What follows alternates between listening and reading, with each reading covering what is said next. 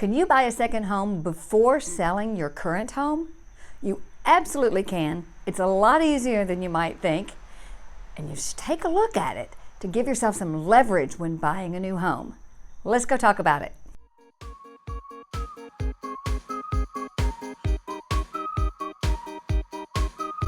So I get this question all the time.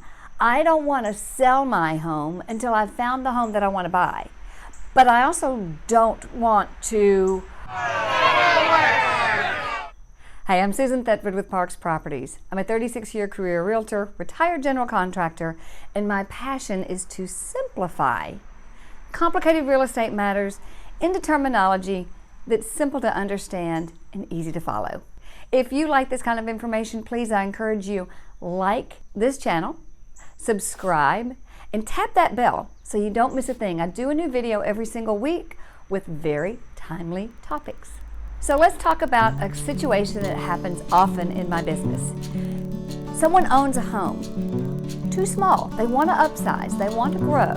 The home they live in currently has about maybe $100,000, $200,000 equity. There's good equity. But that equity is needed to buy the second home at a lower interest rate, at a lower mortgage payment. But it's the chicken or egg situation, right? Who wants to sell their home and potentially have to then go lease for 6 months to a year while they're looking for the next home and lose all the tax deductions of home ownership? And interest rates today are so good. Who knows how long they're going to stay this great? Who wants to wait until those interest rates fly up and their home finally sells? Until now, there have been three real options: to refinance, purchase a home, and then refinance once the other home is sold, or to get a bridge loan called an 80/20 or a recast. Let's talk about each one of these situations with a real life scenario. The first option would be a refinance. Buy the new home if their ratios can handle it. Buy that new home. When the other home sells, then put that $100,000 of equity into doing a refinance. You will incur more fees. You will possibly lose a great interest rate, but that is an option. The second option would be what we call the 80/20. You get a primary loan at 80%, and then a second loan of 20% or maybe 15%, depending on how much down payment money they have. Get a second loan. That's going to require a higher interest rate on that first because there's very little equity in this property, and private mortgage insurance. So the monthly rate will be higher, the monthly payments will be higher, both because of that interest rate and because of that private mortgage insurance that is insisted upon. When the home they currently live in sells, that $100,000 could reduce the principal amount and hold on to that 80% loan, primary loan, but the interest rate is higher over a 30-year period. It could be much more expensive than it needs to be. So the third option is what's called a recast. Same house, current home has $100,000 of equity. The buyer buys that next house for $500,000. They get a 5%, 10% loan maybe from parents, or maybe they have it from savings. They buy the home at $500,000 at the lower interest rates of today, and then move in, and then when the current home sells, they could put down another $100,000.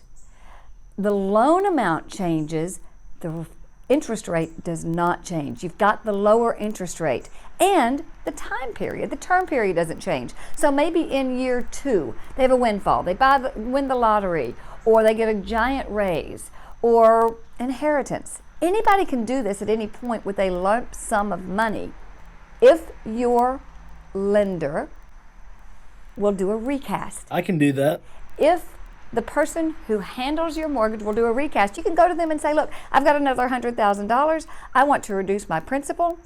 I want to keep my interest rate exactly where it is. It costs about $250, $300 most. You don't have the extra fees. You don't have an extra appraisal. You keep the same term. So maybe if it's in the second year, you only have 28 years left on that mortgage and have lower monthly payments. So that same $500,000 loan, interest rate, if you had a 95% loan, $2,600 would be your monthly payment, principal and interest, and PMI, because it's over an 80% loan. But once it's recast, that very same loan, same interest rate, you drop the PMI, you drop the private mortgage insurance, and you drop the loan amount, and the new monthly payment is right about $2,000. You're saving $600 by making that lump sum.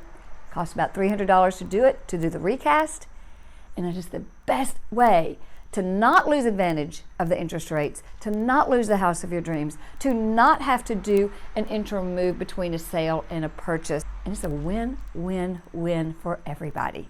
Tell me in the comments, have you heard of a recast? Do you know if your lender will do a recast?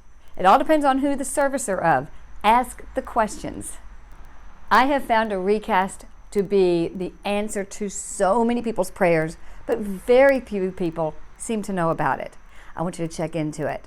And pass this along if you happen to know of someone who is thinking of buying a home or in the process, or maybe has lost several homes, because people today will not take a sale of home contingency in our hot market.